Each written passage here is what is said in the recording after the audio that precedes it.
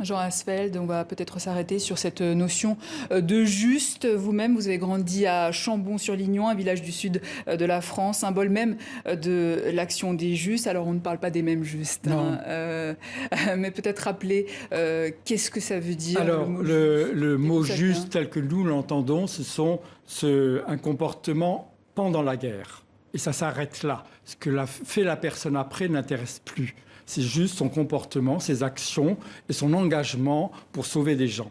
Dans la conception rwandaise actuelle, le juste, son comportement le plus important est après. C'est-à-dire il faut qu'il soit irréprochable, mais après il faut qu'il y ait un engagement dans la politique de réconciliation nationale, de réunification, de pardon, participe aux commémorations, participe aux réunions de dialogue, etc.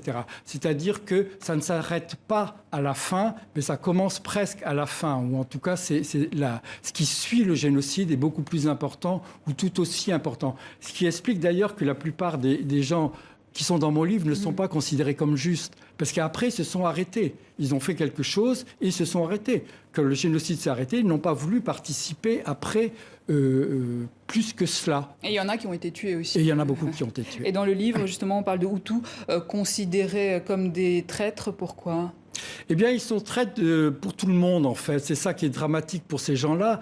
Ils sont traîtres pour leur communauté, très souvent, la communauté Hutu, qui pense qu'ils n'ont pas participé aux tueries, donc ils ont trahi. Ils n'ont pas participé au massacre, voilà, ils n'ont pas participé comme les autres en fait, de leur communauté. Même si tout le monde ne participait pas de la même façon. Il y avait des tueurs très volontaires, des tueurs très récalcitrants, hein, il ne faut pas non plus. Mais tout le monde... Et puis, ils incarnent aussi, ils représentent la possibilité qu'on pouvait s'y opposer.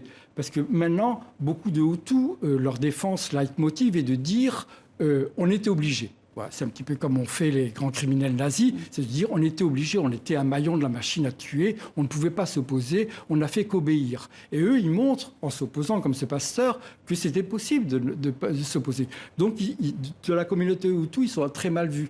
Et dans la communauté Tutsi, il y a quand même un irrépressible et irréductible soupçon qui pèse sur eux. C'est-à-dire que pour beaucoup de Tutsis, ça n'existe pas. Un Hutu qui a sauvé des Tutsis. Un Hutu irréprochable, voilà, ça n'existe pas. Voilà. On sait qu'il y a beaucoup de Hutus qui ont sauvé des Tutsis, mais souvent ils ont marchandé, c'est pour sauver leur épouse, mais qui n'ont pas participé. Il y en a beaucoup, mais eux ont du mal à l'accepter.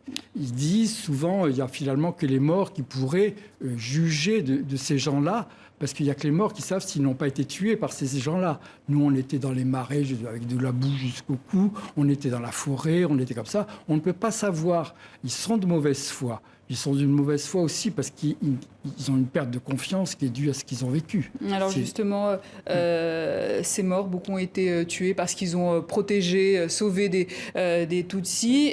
Et vous les faites parler, ces morts. Comment faire parler les morts ? Ça m'a pris beaucoup de temps parce que c'est quand même 25 ans après.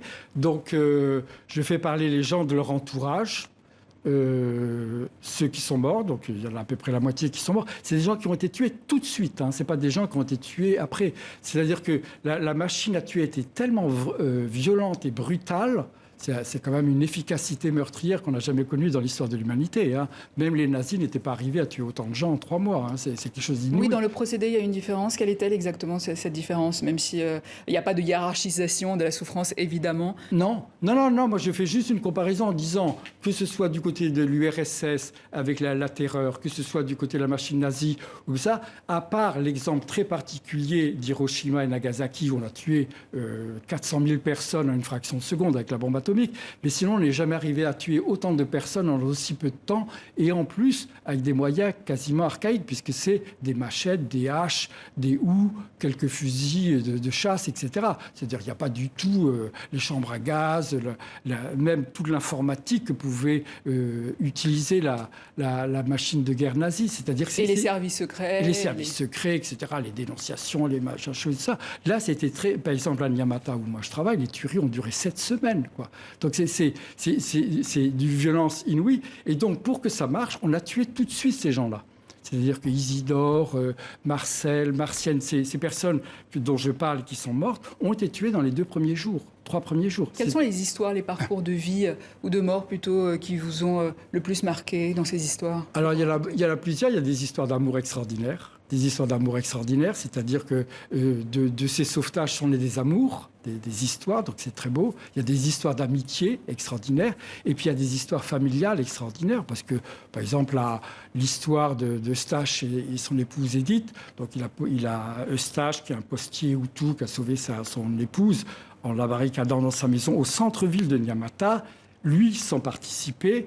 Et puis, il y avait d'autres gens dans la maison. Mais c'est dantesque, quoi, parce que tous les jours, ils étaient menacés, tous les jours, ils avaient peur. Et en plus, à côté, dans 3 mètres de la maison, c'est-à-dire dans leur même parcelle, il y avait un puits où on jetait tous les cadavres des morts de la journée. Donc, c'était quelque chose d'inouï. Et il a tenu, quoi. Il y a Martienne, une paysanne, une cultivatrice, qui tous les jours allait apporter à manger, comme ça, et qui finalement... Et puis il y a quelqu'un d'autre qui a une attitude assez curieuse, qui me fait penser un peu à M. Klein, du film M. Klein. Il n'a pas pu sauver, mais il a suivi son épouse à la mort. C'est-à-dire, il aurait pu dire, moi je suis Hutu, je m'écarte, quoi. Il aurait été sauvé. C'est un ancien bourgmestre, l'ancien maire de Nyamata en plus. Et non, il a dit non, je ne tuerai pas mon épouse. Il a dit 3 fois. Il a dit, je mourrai avec elle. Son épouse qui était Tutsi en l'occurrence. Voilà. Et il y a aussi Gahutu qui fait tuer sa propre mère. Hutu, il fait tuer sa propre mère. Alors, vous n'en êtes pas à votre premier livre sur les justes Hutus. J'imagine que l'idée est un petit peu de les réhabiliter dans la conscience collective. Est-ce que vous avez quand même le sentiment que les choses avancent de ce côté-là ou pas du tout? Elles avancent, parce que d'abord l'État rwandais a déjà un petit peu. Mais dans la conscience? Dans la conscience, ça va plus difficilement. Mais oui, un petit peu. C'est-à-dire que c'est une mauvaise foi qui n'est pas tellement dite du côté de la communauté Tutsi. Ils disent pas non, ils disent on s'en fiche. Voilà, en fait, grosso modo, c'est, écoute, Jean, si tu as envie de parler d'eux, tu parles d'eux. Si vous voulez les commémorer, commémorez-les. Mais ne demandez pas d'être actifs et d'être participés à cela. Parce qu'ils veulent tourner la page aussi. C'est peut-être ça la raison.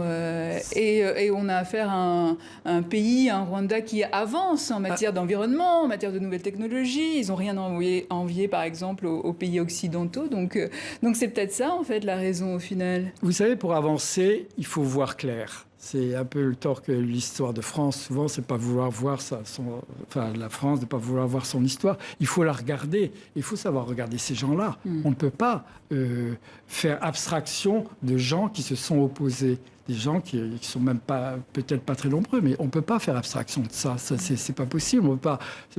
Sinon, ça devient manichéen. Et puis, on a besoin dans la vie, on a besoin de choses positives aussi, parce que, comme vous dites, on va de l'avant et chercher de la bonté, chercher de la gentillesse, chercher du courage, chercher tout cela. C'est quand même formidable. Pour moi, ça m'a fait du bien. Jean Asfeld, merci. Je rappelle que vous êtes l'auteur de Là où tout se tait aux éditions Gallimard. Vous avez été également grand reporter au Rwanda notamment. Et c'est ainsi que s'achève cette édition. Merci à vous de votre fidélité et à demain.